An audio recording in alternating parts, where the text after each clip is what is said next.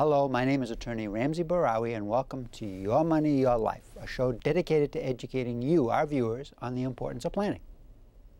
This is the second segment of a program discussing the unique challenges baby boomers face as their parents age. In this segment, I will focus my discussion primarily on protecting assets and estate planning. First, it's important for boomers to recognize that no one knows what the future will bring. No one has a crystal ball. In other words, tomorrow is not promised to you. The most common concern for a middle-class person is protecting assets in the event of a long-term stay in a nursing home. Given that long-term nursing home care can deplete family assets, I'm going to generally discuss the Medicaid asset transfer rules. First, however, understand that Medicaid is a public insurance program for poor people of all ages. It has a stringent set of income and asset guidelines. It recognizes what are called countable assets and non-countable assets. The Medicaid regulations were changed by the Deficit and Reduction Act of 2005, which was signed into law by President Bush in February 2006. The Deficit and Reduction Act of 2005 was born of a concern that older adults exploited the Medicaid program by giving away assets and resources to impoverish themselves in order to qualify for Medicaid. Therefore, the Deficit and Reduction Act significantly changed Medicaid regulations. Unfortunately, these changes caused both confusion and frustration among older adults. This confusion and frustration stemmed primarily from the fact that the Deficit and Reduction Act altered the asset transfer rules. So here's a brief discussion of what you need to know about Medicaid. Each state administers its Medicaid program and sets rules for eligibility and benefits within broad federal guidelines. As a result, there are wide variations in the Medicaid program from state to state. Qualifying for Medicaid benefits is a two-step process. First, the recipient must be screened and determined to be medically in need of long-term nursing care services. The screening is generally initiated by the nursing home. To be medically eligible, an individual must require at least one skilled service daily or must require assistance with at least 3 activities of daily living, including eating, dressing, bathing, transferring in and out of bed, and toileting. At least one of the assisted activities must be a nursing service. If an applicant does not require at least this level of care, Medicaid in Massachusetts, better known as MassHealth, will not pay for his or her nursing home expenses. The second step is qualifying financially. Nursing homes are expensive. However, financial help is available for people with limited incomes, people who spend down their assets and income, and for veterans. However, elders who give away resources or transfer assets for less than fair market value during what's called the look-back period are subject to penalties. The look-back period is a time frame during which the elder's financial history is scrutinized to determine what assets and resources other than Medicaid the individual could draw on to finance health care needs. 3 types of transfers during the look-back that do not affect Medicaid eligibility include: first, those that were transferred for fair market value; second, a purpose other than to qualify for Medicaid; or third, for the sole benefit of the institutionalized elder spouse or permanently disabled or blind child. The current look-back period is the 60 months immediately prior to the Medicaid application. It applies to all income and all assets. The change in the look-back period means that older adults who have given gifts to family members fewer than 5 years previous to applying for Medicaid may be unable to qualify for benefits. This is called the disqualification period. For many people, their home represents their largest asset. Can it be protected? The short answer is, it depends. The home is protected so long as it is occupied by the community spouse, or by a child under 21, or by a dependent who is blind or totally and permanently disabled. However, once such a person no longer resides in the house, then it loses its protected status. Also, a house can be protected by transferring it to another person or an irrevocable income-only trust at least 60 months prior to an application for Medicaid. Also, the home is protected if there is an intent to return. What if a person has the intent to return but never does return? Simply put, it is subject to a Medicaid lien. A second home is a countable asset and is available to pay for health care. Protecting the home requires a transfer at least 60 months prior to an application for Medicaid. If one spouse needs nursing home care while the other remains in the community, special rules apply. The spouse remaining in the community is called the community spouse. Under the 2012 Massachusetts regulations, a spouse living in a community is entitled to keep the first of $113,640. This is called the Community Spouse Resource Allowance. As regards income, all sources of income, including pensions, Social Security, annuities, and rents, less certain deductions, must be paid to the nursing home to defray the cost of care. Mass Health allows certain deductions from income. For example, it allows a deduction in the amount of $72.80 for a personal needs allowance. It also allows a deduction for any uncovered medical costs, which includes medical insurance premiums. Also, in the case of a married applicant, it allows a deduction for an allowance to the spouse that continues to live at the home. This allowance is called the Minimum Monthly Maintenance Needs Allowance, and in 2012 is set at $1,891.25 per month. If the community spouse's own income is below $1,891.25, the community spouse is allowed to divert income from the institutionalized spouse to get up to that amount. If the community spouse's housing costs are such that the spousal needs allowance of $1,891.25 a month is inadequate, a request for additional deduction from the institutionalized spouse's income can be made. However, Mass Health has an upper limit on the allowance paid to the community spouse. That limit is $2,841 per month. This is called the Maximum Monthly Maintenance Needs Allowance. This upper limit can be increased if the community spouse shows exceptional circumstances. All remaining income of the applicant is required to be paid to the nursing home. This payment is known as the patient paid amount. Medicaid then pays the balance of the applicant's care costs. If the nursing home resident is married, the spouse is entitled to keep all of his or her monthly income from all sources, regardless of the amount. As regards countable assets, planning needs to be accomplished to either take advantage of lien avoidance techniques or convert them into non-countable assets. An example of a lien avoidance technique is the child 2-year caretaker provision. This is how it works. If a child lived in the home with the older adult for at least 2 consecutive years immediately before the institutionalization and provided care to the older adult, which permitted the older adult to reside at home rather than in an institution, then a transfer of the home to the caretaker is permitted. In other words, if the caregiver delayed the need for institutional care, a transfer can be made to the caretaker child without a look back. This means the transfer is effective immediately. To review, Medicaid is only available so long as the patient meets the Medicaid financial qualification requirements. Therefore, people with savings have difficult decisions to make. They can pay out of pocket for nursing home care, or purchase an expensive long-term care insurance policy, or give away their assets at least 5 years prior to requiring long-term care in a nursing home. To varying degrees, each of these options has its pros and cons and results in either depletion or a loss of control of savings. Preserving assets requires engaging in advanced planning. It also requires following the asset transfer rules. No doubt, by waiting until you are in crisis mode, you limit your planning options. As regards Massachusetts veterans, they may get long-term care at a Veterans Affairs nursing home.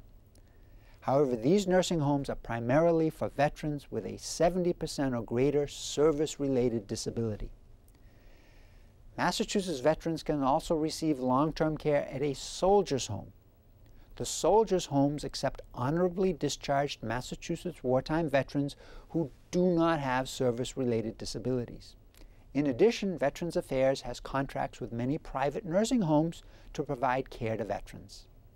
These contracts allow veterans to live in nursing homes in their communities near their families and friends. Massachusetts Medicaid, known as Mass Health, will pay most nursing home costs for Mass Health standard clients. However, the patient must choose a nursing home that accepts Mass Health. In general, a person is required to spend down assets until they reach a value of $2,000.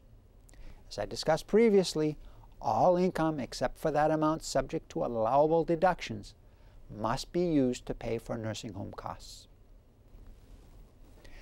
Now let's talk about developing or modifying an estate plan. The first and trickiest issue for most people is when to bring up the subject. I think it's best to bring up this subject when things are calm. In other words, well before you're facing an emergency. Planning should be done out of pragmatism. It should be a long-term initiative. Therefore, you need to know what estate planning an elder parent has done and whether that plan is still suitable. Also note that a person suffering from dementia may not have the mental capacity to sign a will, trust, power of attorney, or healthcare proxy. Therefore, if you are aware of a family history involving dementia, it is important to engage in estate planning sooner rather than later. If an older adult has an estate plan, find out if it is operational. Often a person has consulted with a lawyer about having wills and trusts drawn, but never signed these documents, or signed these documents but never got around to changing ownership of assets. Or a person executed a will and a trust, but both the personal representative and backup trustee are deceased. Okay, so now you know how to bring up the subject of estate planning before there's a family crisis. You also know what kind of questions to ask. But how do you actually bring up the subject without appearing to interfere in the older adult's affairs? One way is to share with the older adult your experience in preparing your estate plan. Here's an example for opening up that conversation. Hey, Dad, the other day we were meeting with a lawyer to do our estate planning. Wow, this can be pretty complicated stuff. We haven't made any decisions. But you know, it really would help us to know how you and Mom decided on what estate planning to do. You will be amazed at the amount of information such a simple inquiry can yield. It also can help you bond with your aging parent. One of the most common attitudes toward estate planning is procrastination. It is important that people understand that estate planning isn't just for the ailing and the elderly. It should start as soon as someone has responsibilities in life and needs to protect someone or something. Unfortunately, many people don't plan. They postpone their planning. Although they know it's important, they don't sense any urgency. However, there is a danger in this type of thinking. For as time passes, the important does eventually become urgent. But by then, it may be too late to do much about it. As a result, assets are unprotected from creditors, the taxman, and the probate process. Consider such high-profile examples as Michael Jackson, Anna Nicole Smith, and Terry Schiavo.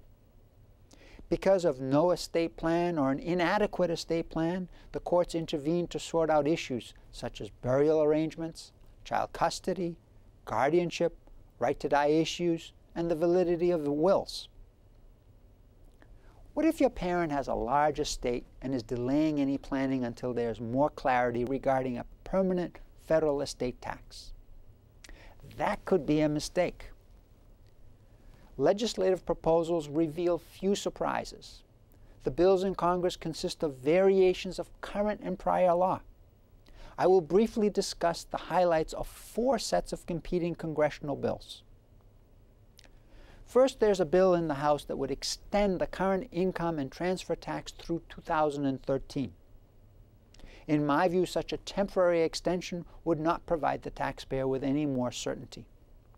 But perhaps more importantly, it is unlikely that such a bill would pass both houses of Congress. The second set of bills involves mirroring the pre-Bush estate tax law. The bill, which was filed in the House of Representatives, would set the estate, gift, and generation skipping tax exemptions at $1 million. But it would index the exemptions for inflation back to 2000. This would bring the exemption to approximately $1.33 million. A third bill will revert the federal estate tax exemption to $3.5 million for 1 year. This bill seeks to implement a 1-year extension of the unified estate, gift, and generation skipping tax exemptions at $3.5 million and a top marginal rate of 45%. Overall, this bill is largely consistent with the President's budget proposals, with the exception that the President proposes a $1 million gift tax exemption rather than $3.5 million. The fourth set of bills would repeal the estate and generation skipping tax and, in some cases, the gift tax. It seems to me that the bill setting an exemption of $3.5 million is more likely to pass both houses of Congress, but perhaps not this year. Consider that there may be a political benefit to Congress in allowing the law to sunset. By deferring any action to next year, any new proposals at that time could easily be characterized as a tax cut rather than a tax increase. Now let's talk about the realities of modern life. Modern life presents a host of issues such as living together outside of marriage, divorce, and disabling age-related infirmities.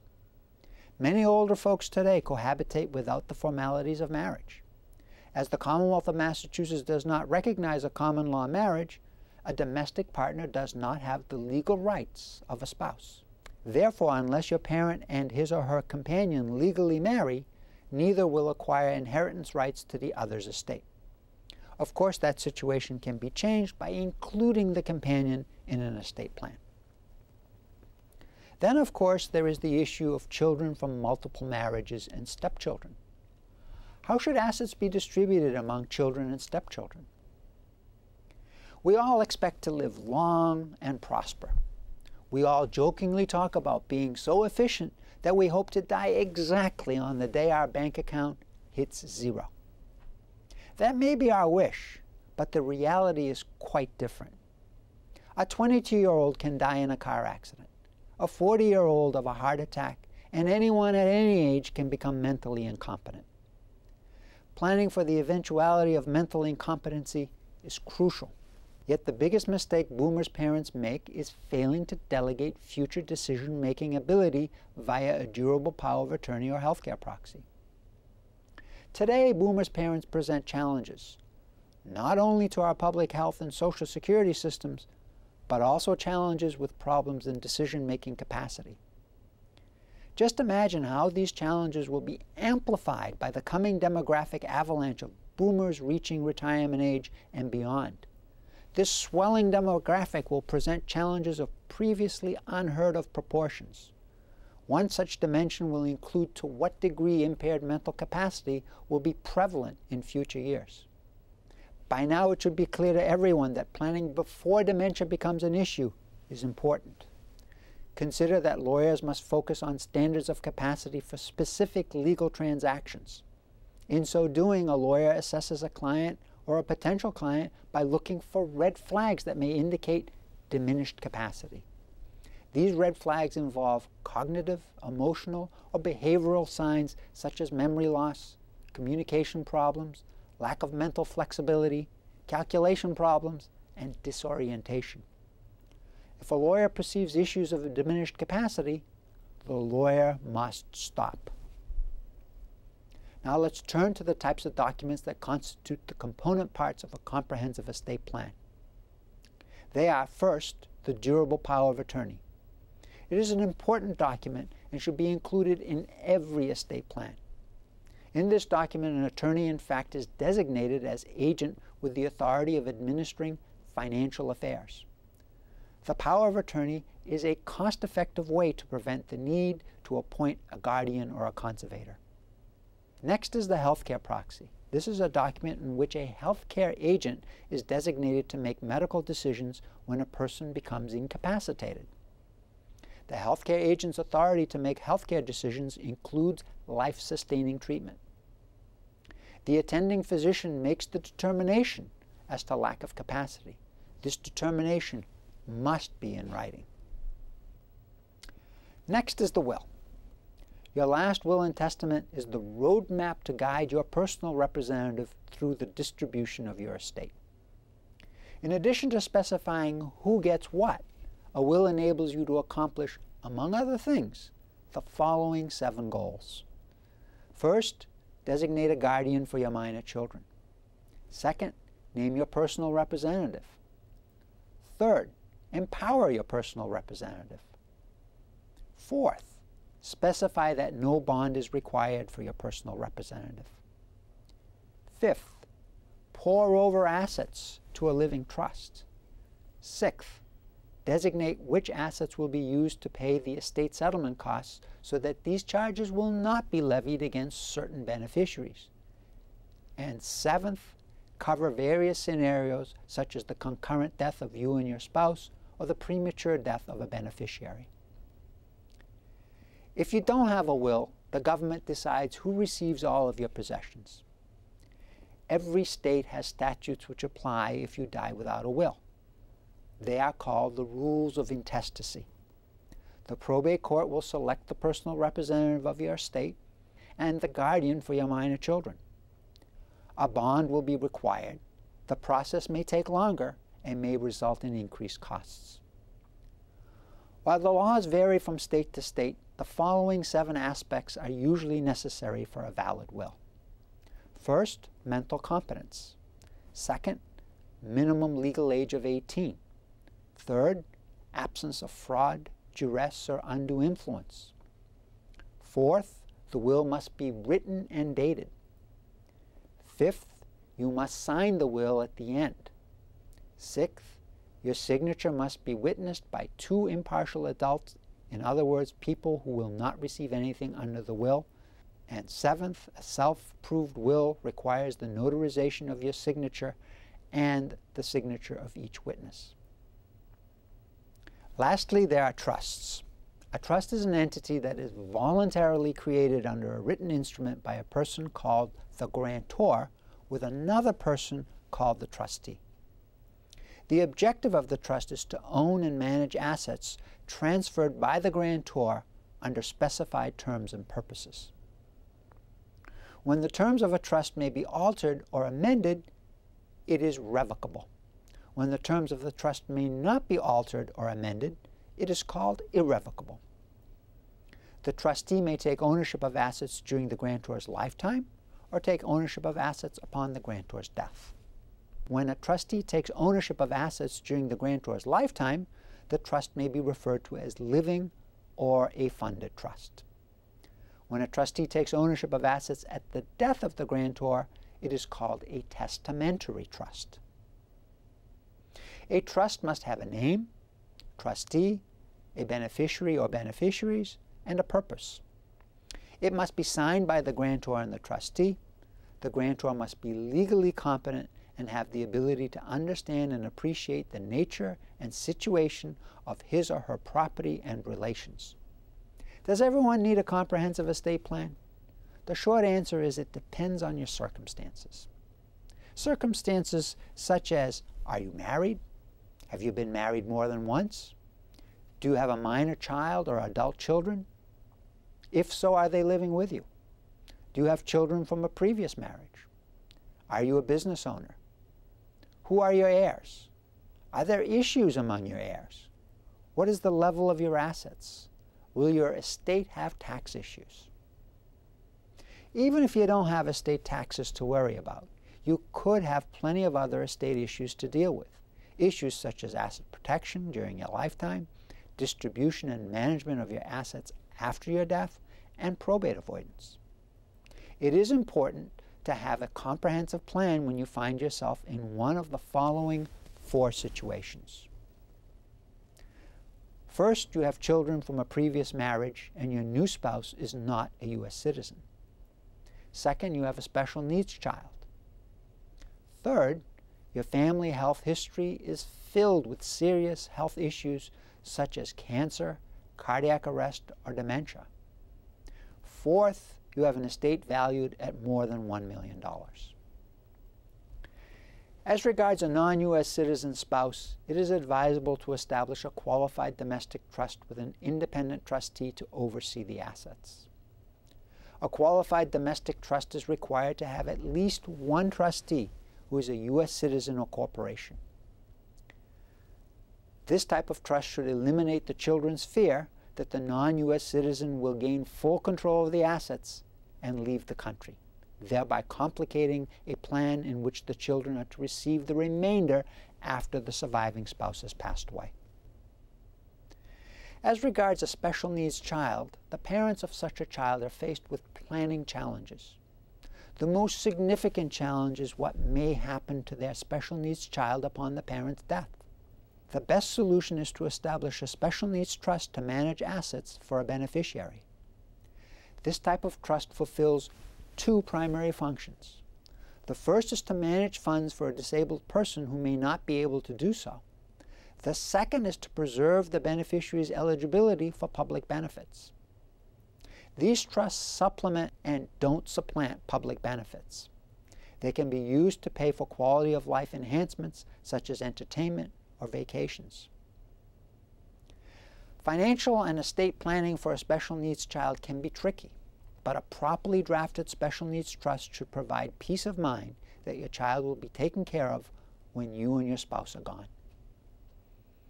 If your family health history is filled with serious health issues such as cancer, cardiac arrest, or dementia, remember the purpose of your estate plan is to prepare for such unacceptable risks. Some risks in life are avoidable, but how do you avoid declining health due to cancer, stroke, dementia, or age-related wear and tear? As we live longer, the odds increase that we will need health care. It is for this reason that it is never too soon for a family with a moderate amount of wealth to create an estate plan. Moreover, it is wise to revisit the decisions that were previously made. And finally, estate planning is for everyone, not just for those who are wealthy. However, anyone with over $1 million in assets needs to engage in tax planning to minimize or avoid future estate taxes. That completes the second segment of this show. Thank you for watching Your Money, Your Life. My name is Attorney Ramsey Bahrawy, Building Your Trust.